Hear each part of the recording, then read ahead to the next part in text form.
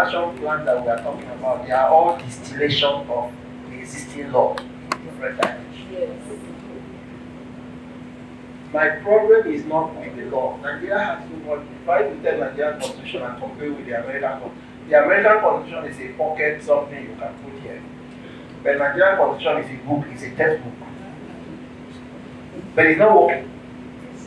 So I think there's a problem somewhere. I just give you an illustration. The Petroleum Industrial Act of 2021 has a provision in section 120 that says that if the licensee violates, that's one of the conditions for revoking a license. If you violate any environmental regulation, the license will be, the mining license will be revoked. That's section 120. My problem is this. All the major companies, oil companies that are holding mining license have a joint venture with the NNPC. So the government itself is part of the problem. So how do you enforce that section 120 against the government? All the airline industry in Nigeria, the electricity companies operating in Nigeria, the telephone company. If you have ever traveled in Nigeria, and I know many of us have traveled in the Nigerian airports, there's none of us here who have ever traveled whose rights have not been violated, one way or the other. Sometimes your this thing has been cancelled with no reasonable explanation. Sometimes you spend hours and hours at the airport and all of that. And there are laws governing these issues. There are laws in the petroleum sector, in the electricity sector. The problem is that some of these sectors we are talking about is either they are owned by the government, jointly owned by the government under joint venture agreements, or by some powerful men in the country who have hijacked under the so-called privatization. They have hijacked the company. So where do we go from here? About laws in Nigeria. We have all the laws we can, even before the United Nations start thinking about whatever it is they want to implement, whether it is for business protection or protection of human rights in the business place or business environment, whether you want to talk about issues on sexual and gender-based violence, we have all the laws. What we need is, we probably do not need reform of laws, we need reformation of our hearts and our minds. Because talking about government infringement on data space, ladies and gentlemen, it is happening every day, every moment. Nobody has talked about the position or the place of the law enforcement agencies in this whole business. We are well aware of what the police institution did to the young lady who got pregnant and had a baby. She was thrown out of the force unjustly. She went to court. Luckily, the Court of Appeal I heard recently has ruled in her favor. And I heard the police still wants to appeal that judgment. And it will shock you that up till now, even with the judgment of the Court of Appeal, the lady has not been restored back to the force. So what are we doing? Somebody is sitting up there somewhere saying nothing will happen. Even with the courts making a pronouncement, nothing will happen, heavens will not fall. That is the Nigeria of our reality. Talking about enforcement mechanism, I asked earlier on that the National Action Plan, does it have the force of law? I think, while commending the Human Rights Commission, especially under the leadership of the Leonard Silk, I think there's still a whole lot more to do. Beyond us having this conversation here in this building, we need to work, I would advise that they do more work also with the NGOs, with their state offices, because the obligations under these action plans are quite wide and should be stretched and extended.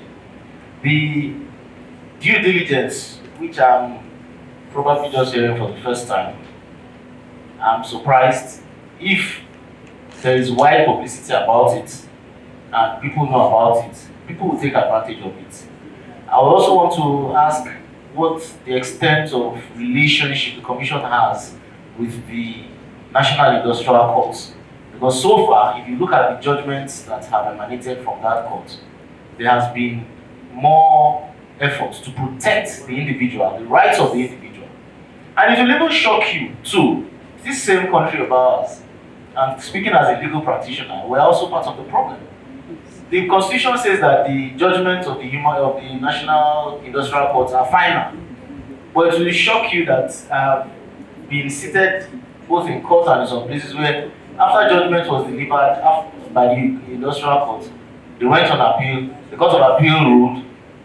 Some lawyers will say, let us test the Constitution, let us test for what it's worth, and appeal further to the Supreme Court. So we still have a whole lot of work on our hands. So I think the Human Rights Commission needs to establish, if there wasn't one, establish a relationship with the National Industrial Courts, because there's a whole lot of efforts that can be made. I also want to appreciate the fact that the Commission has a very good relationship with the members of the National Assembly. I envisage a situation whereby the Human Rights Commission, being a quasi-judicial body, can give resolutions or judgments or directions that should be appealable only to the Court of Appeal. It's possible. And the decision should be final. And the Human Rights Commission we should find a way around having the Human Rights Commission being able to enforce its decisions, not having to go to a third party. The Commission should be empowered to enforce its decisions, because the powers of the Human Rights Commission are quite enormous. It's just because of some reasons, because some persons sit down and say nothing will happen. But by the time we begin the process of naming and shaming, the Commission is able to enforce its decisions. People will sit tight. People will sit tight and things will change.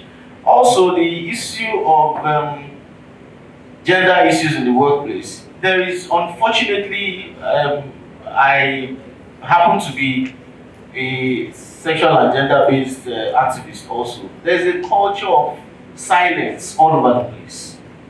A huge culture of silence. And we need to take this message down into the suburbs and everywhere.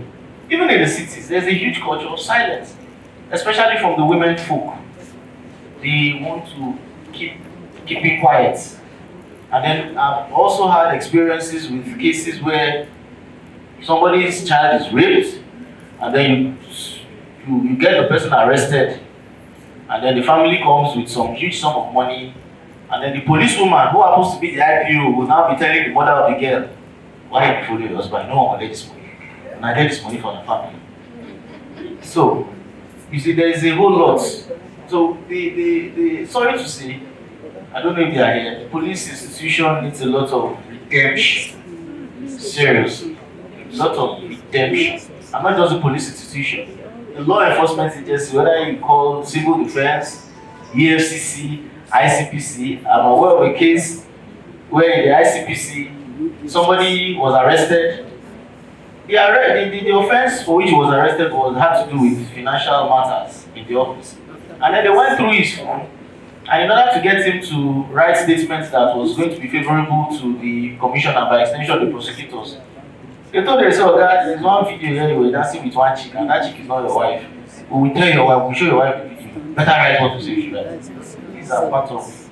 That is torture. That is torture.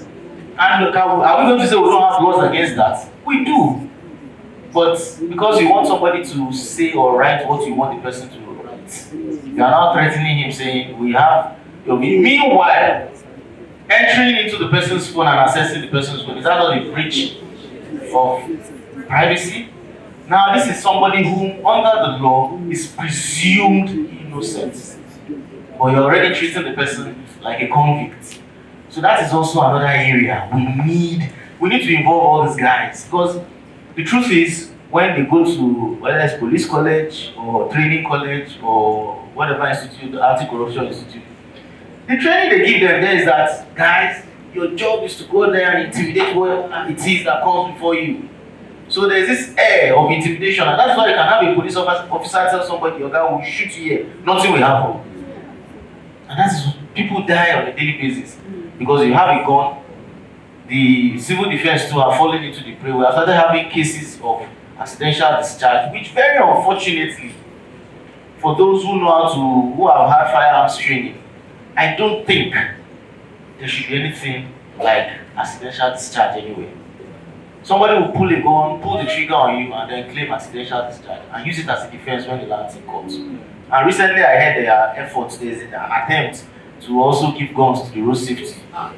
By the time road safety will collect gun, the VIO too will be asking for gun. May God help. So really, the state has the primary duty to implement and comply with all these conventions. Someone said Nigeria, we're lucky Nigeria has signed up to this convention. We signed everything, including the ones that prejudices our national interest. But when it comes to the point of implementing, we have a charter of human and people's rights. It is being breached day in, day out. The banks are breaching it. You go to the bank, something happens, your rights is infringed upon. We have had cases in court where lawyers will go to the bank or people will go to the bank and then maybe you snap. That's why when you snap on your video, they detain you in the bank and say if you don't delete that video while you are leaving this place, or we'll break your phone.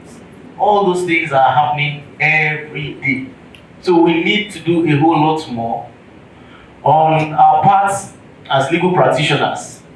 We have some of us too who are frustrating some of most of this effort, because when somebody sues a bank or an institution or an organization to court, it is another lawyer too who is professionally bound anyway by rules of professional conduct to defend the person. But when you are defending somebody, you shouldn't defend to the point of hurting the life, the interest, and the rights of another person. So I think so far I want to commend Human Rights Commission and all the partners who are here. There's still a whole lot more to talk about. I think one other thing we need to do is, with this action plan, we should, as a matter of necessity, think of providing penal provisions in these laws or in this plan, so that I will also ask that there should be some relationship with the National Law Reform Commission, so that you put penal provisions, because in the Labour Act and some other acts, there are some penal provisions. The National Industrial Court has criminal jurisdiction. When people realize that by the time a woman gets pregnant, whether married or unmarried, you issue a query, sack her, you can go to prison and eat free food for like a year or two. People will stop some of these things. From top to bottom, people will stop them. So when there are punishments for some of these infringements, people, everybody will sit tight. So there's a whole lot we need to do. We need to reform our minds and ensure that we try to protect the rights of our citizens. Thank you very much. It requires a whole of society approach to this that we cannot do alone. And therefore, when we meet like this, we meet everybody to be in the room. He also mentioned about the human rights due diligence and how important it is developing that is not restrictive. We try to get as many actors on board with that as possible. I think the next speaker then, I will go to Digit Civic. I'll come to you to also speak about the civic space and the role of businesses in that area. We talk about all this, you're hearing increasing more about civic space, both online, especially online, what is happening there, what are businesses doing to ensure that human rights abuses that occur in that space, especially, also could be addressed using the existing human rights framework, and how this can be addressed in this context. Over to you. Thank you very much. I think I'll start with the fact that having this National Action Plan presents a very beautiful opportunities for companies or businesses to actually build on their reputation, and then of course to reduce the risk of customer dissatisfaction, and of course also build opportunity for growing talents, because when you look at human rights, maybe online or offline, it is broad, especially when you consider the fact that companies or businesses are expected to adopt the international, or should I say global human rights standards in their policies or in their businesses. And so I think one of the best ways, like now that I'm thinking about National Human Rights Commission coming into into this conversation, is holding these companies or businesses accountable, in the sense that for one of them, on let's say the digital rights space, we have the issue of privacy, for instance. Privacy I mentioned this, I think, around 2018 at the Internet Governance Forum, and that was way back. And I mentioned the privacy is going to be one of the most challenging issues for the future, and it's very reasonable considering the fact that we are going to be dealing, or we are already dealing with a lot of data. We are doing data transfer, data this, data that, and so while we use a lot of data, we transfer data, we are working a lot with data. We know that one of the things that are happening right now are data breaches. And data breaches are happening whether whether Nigerians are aware about it or not, because it's something that is happening all the time. And once your data is breached, your privacy is breached. So that's a very huge human rights issue. And when businesses actually understand the fact that they have frameworks like the Data Protection Act that can actually be implemented and be used to hold them accountable, I think that also is one of the ways whereby we can how do I put it? I don't want to use that word accountability. we can hold them accountable. Let's put it that way. Anyways, and then of course we know that a lot of businesses are happening in the digital space. We know that a lot of people are making a lot of money in the digital space. And funny enough, it's not only it's not only private to private infringements that are happening in the online space. They are now, you have issues of government infringements happening in the online space. If I cite an example, the Twitter shutdown case that happened in 2021 and happened over 222 days.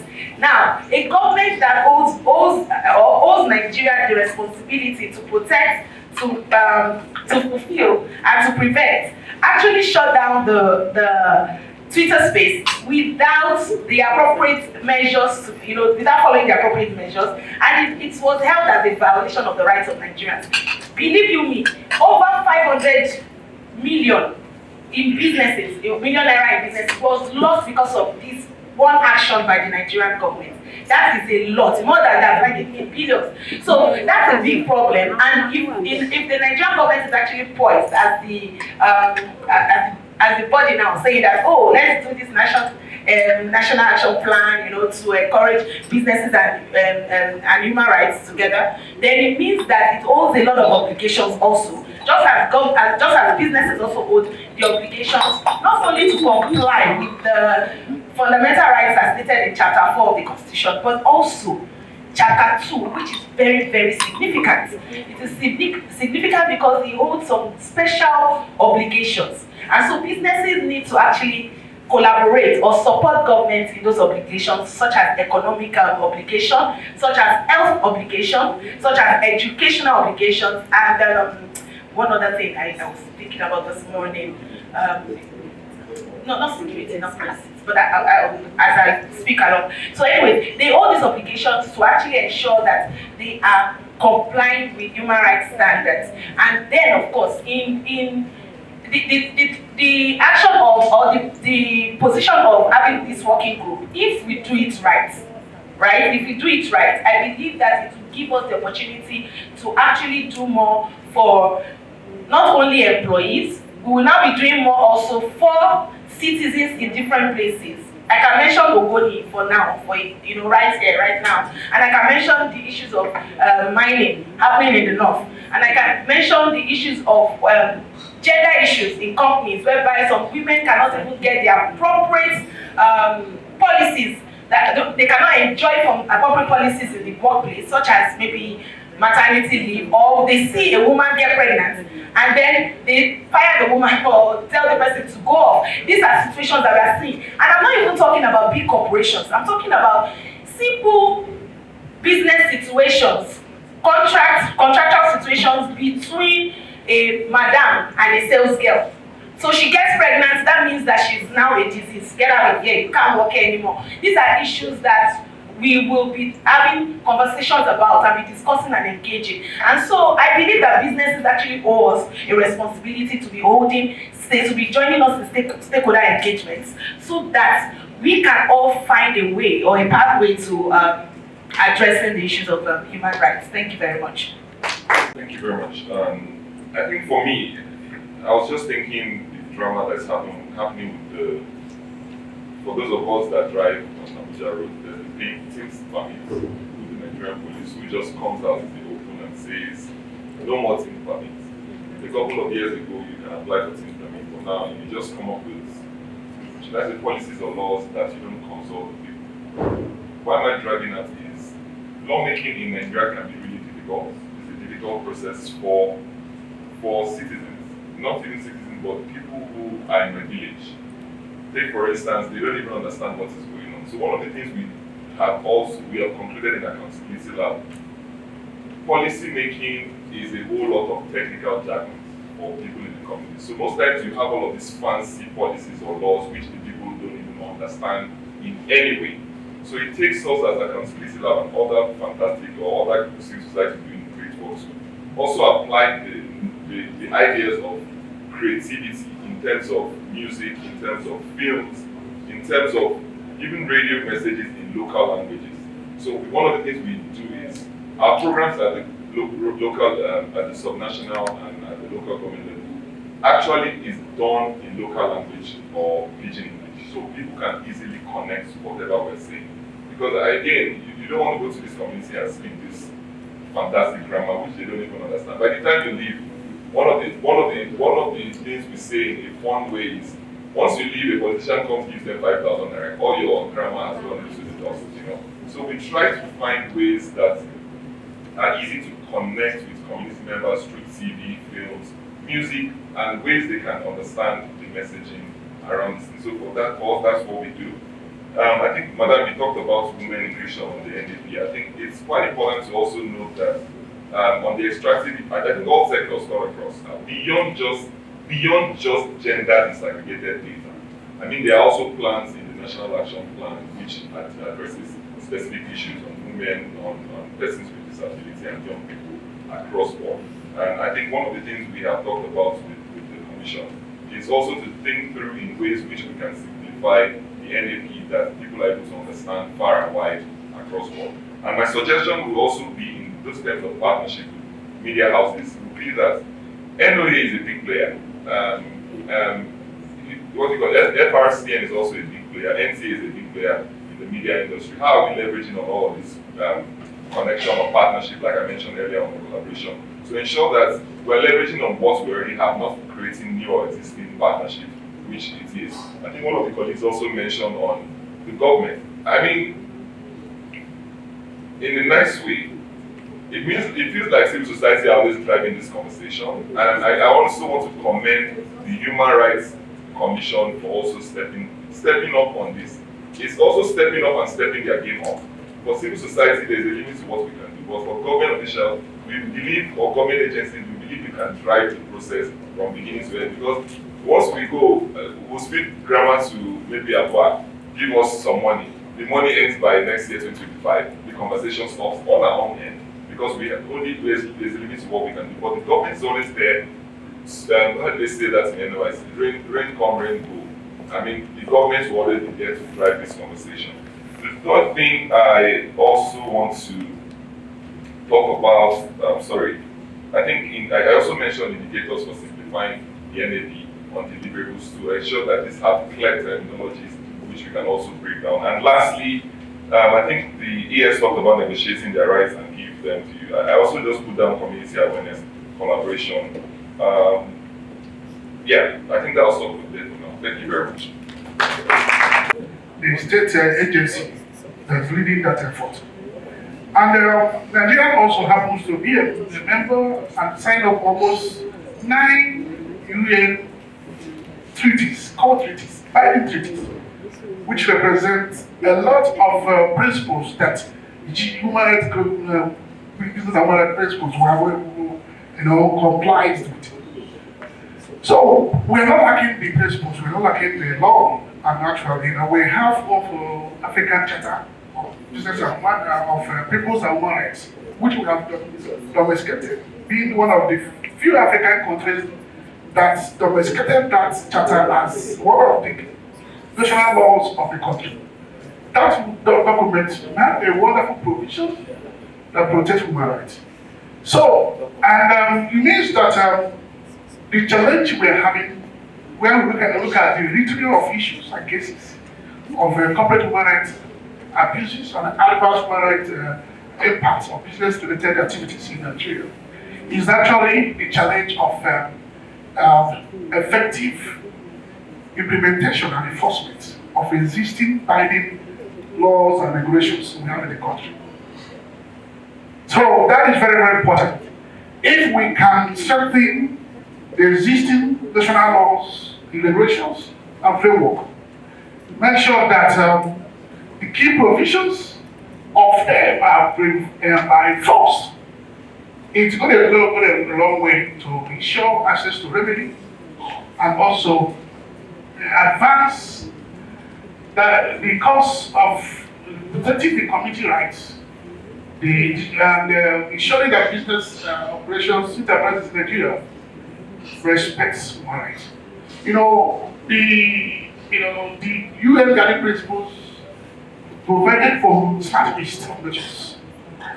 Voluntary ones, industry-related ones, UN Guiding Principles and all that. Unfortunately, we don't have a binding treaty yet. By next month, it will be 10 years of UN discussions on efforts to have a binding treaty. But that notwithstanding, as I say, there is a need to strengthen the local and national enforcement mechanism. Because that is, I believe that it is better when there is an enforceable and effective, the UN articles to use the word adequate and effective national legislation and mechanisms to ensure that especially business operations in each country, we're able to abide by the principles in terms of ensuring their respect, corporate respect of human rights. So, and another issue I want to talk about is an issue of review. Under UN Guiding Principles number 3, ensure, where it's talking about number 1 talked about the duty.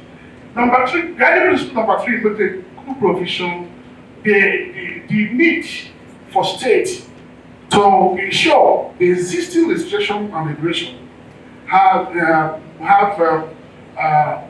provided for the protection of human rights, especially in the business-related activities.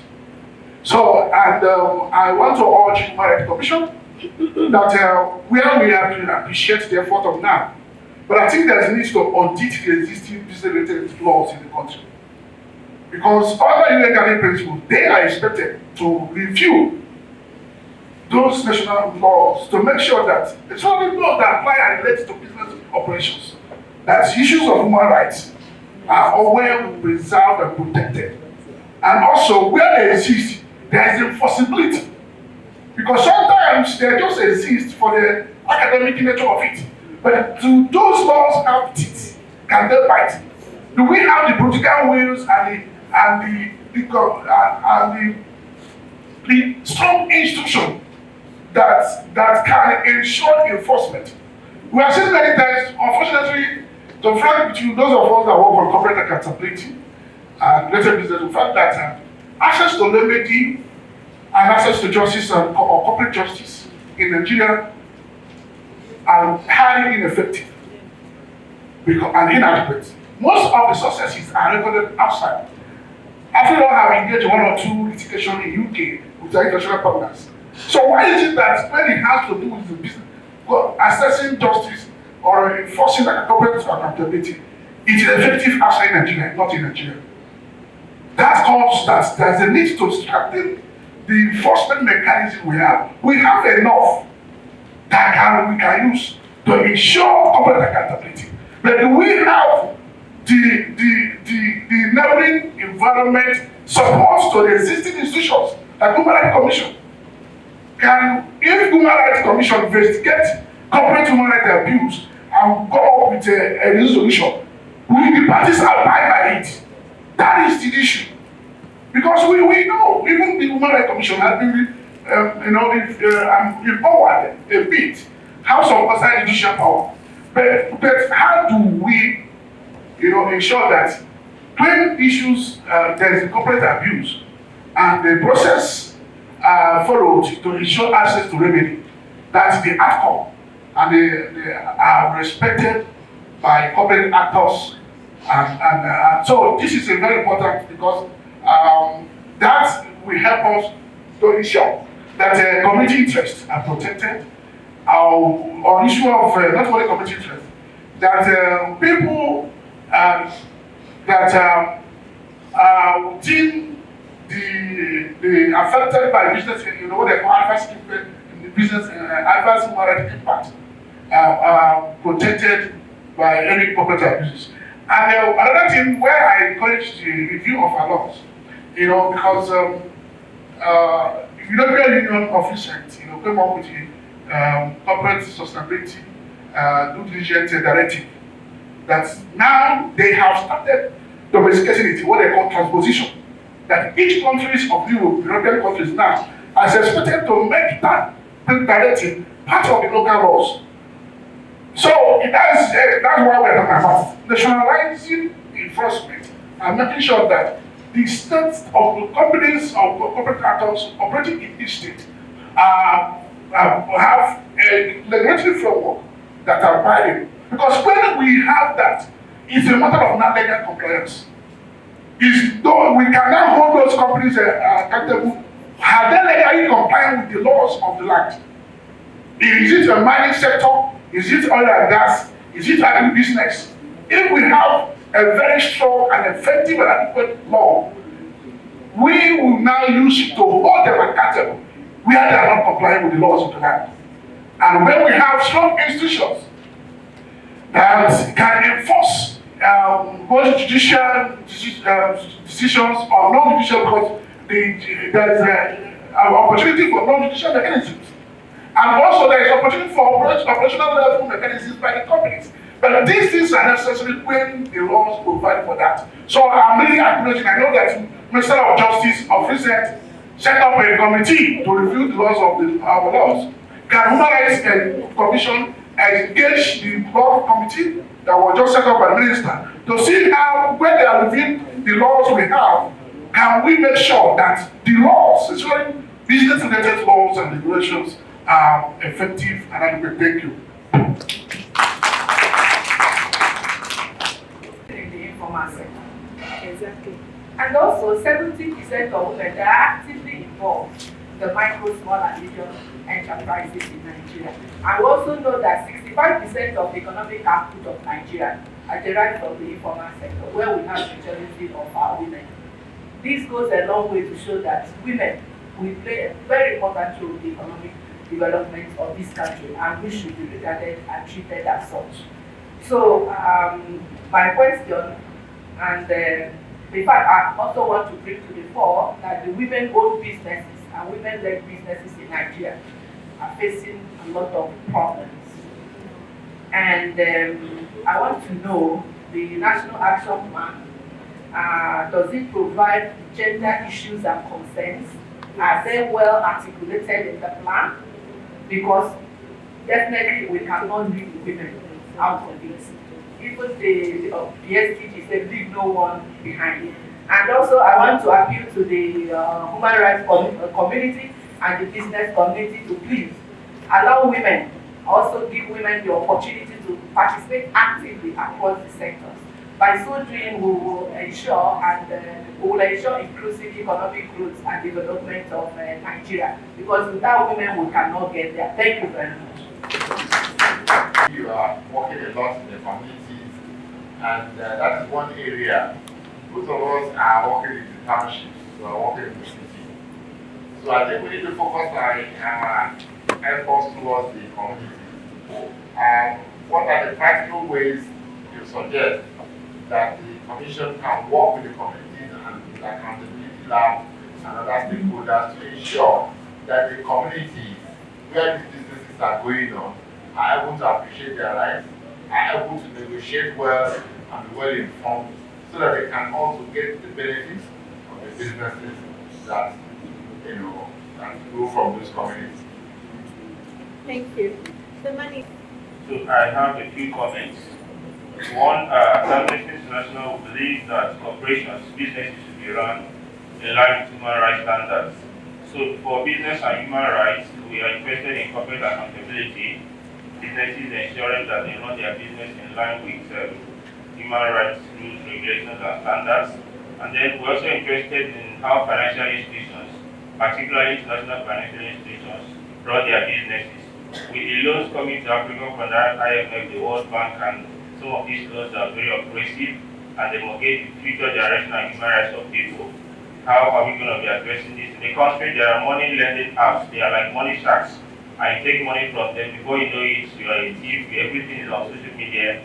How this is business run in a very aggressive manner. There's exorbitant interest rates.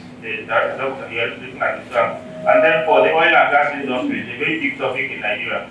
Shell has operated in Nigeria for over 60 years, and suddenly it wants to run away with the Mama environmental pollution in the Niger Delta without trying to see how it could address it. So there's this shell divestment that's going on, and there has been no definite explanation from Shell on how it intends to address the human rights impacts of its business on the environment. And then private security and military.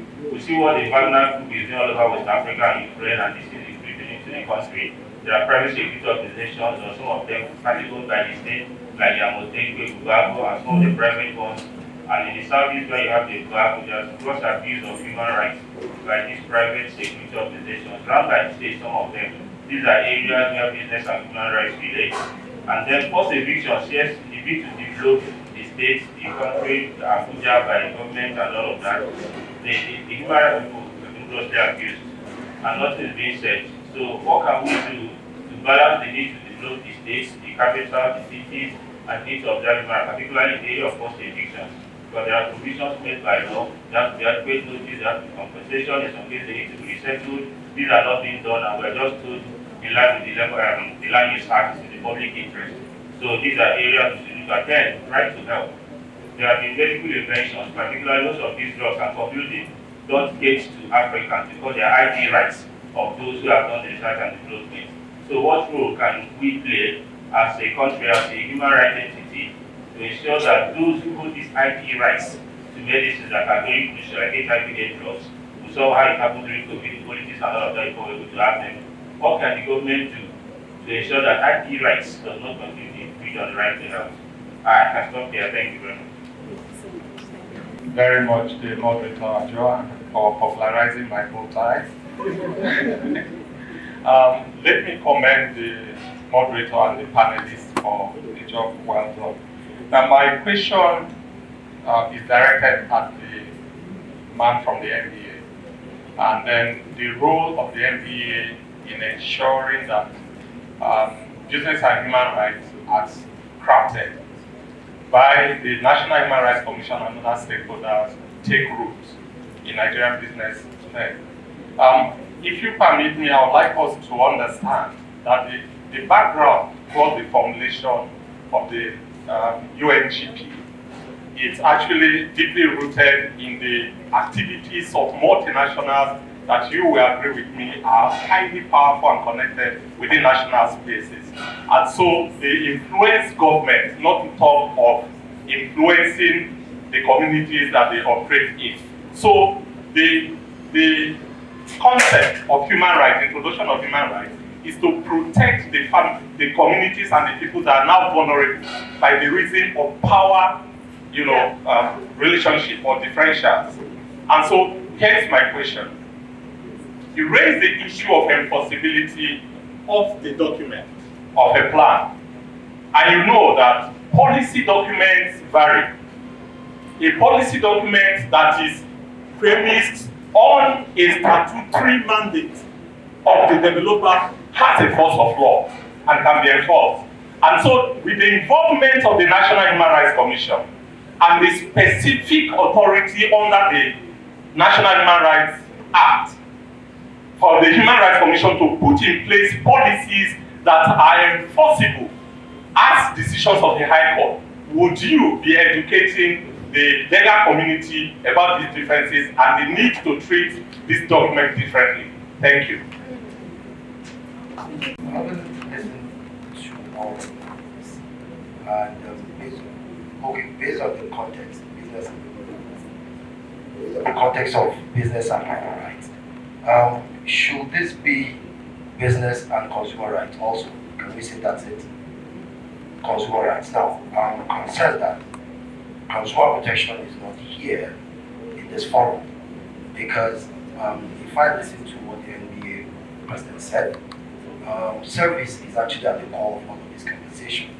And I'm now asking the Executive Secretary of National Human Rights Commission, is this commission ready to take the fight to consumer protection if they lag behind in delivering the service to protect the Nigerian public? Should service delivery is ineffective? Thank you. That's my question. Good question. Please, sir. So my question would actually solve this environment.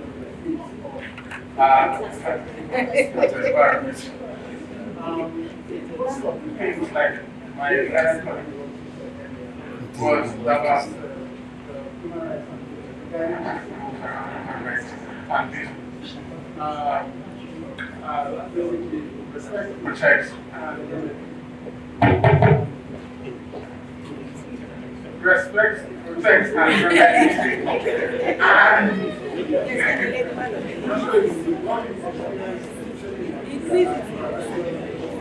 so Shell and the rest of us continue to bring the environment of the people in Niger Delta, reminding that happens in Zamfara and the rest, and all these things have attendant consequences to the environment and the impact of it. As the Ministry of Environment, what necessary steps can you take? I'm not asking you what you take, what you take.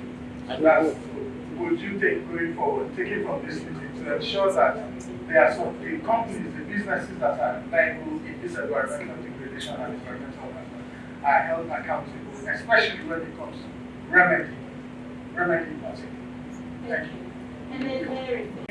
My question is to the MBA chair who said something about the not having the force of law. And I'm like wondering, are you looking at the force of law in terms of you don't obey something, you are caught and put in prison, or I don't understand what force of law you are talking about. Because I'm thinking the force of law that people respect a whole lot is when it comes to money in their pockets. And when you talk about business and human rights and the way we are driving, where we are going, where it's going to affect the value chain, when it becomes necessary that if you do not respect human rights in the course of your operation, nobody will buy your goods. That's where we are going. So if you think that making people bankrupt and their businesses collapsing is not enough good force of law, then let us leave the discussion. But if it's going to be something that's going to affect everybody's pocket, I think it's for the best interest of all businesses and everybody involved to respect and mainstream human rights in the course of their operation. And one of the things that business and human rights entails is having a working group who are responsible for their implementation. We already have the national working group in place. And most of the people that form this working group are people who in themselves have mandates which has a force of law and the backing of the law. And we already cascaded same to the state level. So when it comes to issues of implementation and then the force of law, I am very sure we are heading towards the right direction. And with the collaboration of everybody on board, I'm sure we've started something beautiful, and if we all cooperate, we will get Nigeria to a better place. Thank you. About educating the legal community on the enforceability of the policy based on the governing laws of the National Human Rights Commission. I think you have my total buy-in on that. And like we say, learning never ends. I've learned a whole lot from my attendance of this event since yesterday, and I'm open to more learning, and my members are also open to more learning. Lawyers generally are open to more learning. Like I said, quite a few number of us are probably resistant one way or the other, maybe by reason of having been paid fees to defend some actions here and there. But I think we're open to more education on these issues, and we have mechanisms too for people who breach, any of these rules or any laws, so to speak. For example, we have the Legal Practitioners Disciplinary Committee, where you can always drag anybody to. where you see, like lawyers who have encouraged the filing of cases that led to conflicting court decisions without bringing attention of the judges or courts to decisions on the same matters. Some of them have been dragged to the LPKC, so we have that mechanism, the self-cleansing mechanism within the NBA to ensure that we are able to resist some of the people trying to hinder the protection of human rights in this direction. So you have my buying fully, sir. Then, just like the moderator said, I asked the question. We all know that most of what we are doing, we talked about the working group having people who are major stakeholders, probably in the justice, the justice sector. But what are they doing? Are they promoting the full working of this plan? Is it their job? I hope their job doesn't just end at attending the meetings and not cascading or permitting whatever decisions have been taken. We need to ensure that they do more so that we all will feel it during the course of our practices. We'll be able to stand proudly and say, yes, I was part of this that happened and this was redressed. And like I said earlier on, please, we need to include penal provisions. Because even if you say you are trying to stop people from buying somebody's property or whatever, some people just believe that with the money they have, the dollars they have, they can ride roughshod over any decisions you have anyway. So we should put penal provisions, and I think everybody will sit tight. Thank you very much. Thank you. A couple of businesses who do that. I think a couple of banks who actually do that, and maybe some oil companies who at the end of the year, part of their annual report also features human rights due diligence concerns and how they are addressing some of these issues. But I think we need to make it a national concern that citizens are part of this conversation in a broader way, that they are able to fit into this process as it affects them, not just more like a what do you call it? Not like a top-down approach where government gives you this policy. But again, we need to also understand the need for bottom-up approaches where citizens fit into this. Because the human rights which we're talking about in all of these instances affect citizens, right?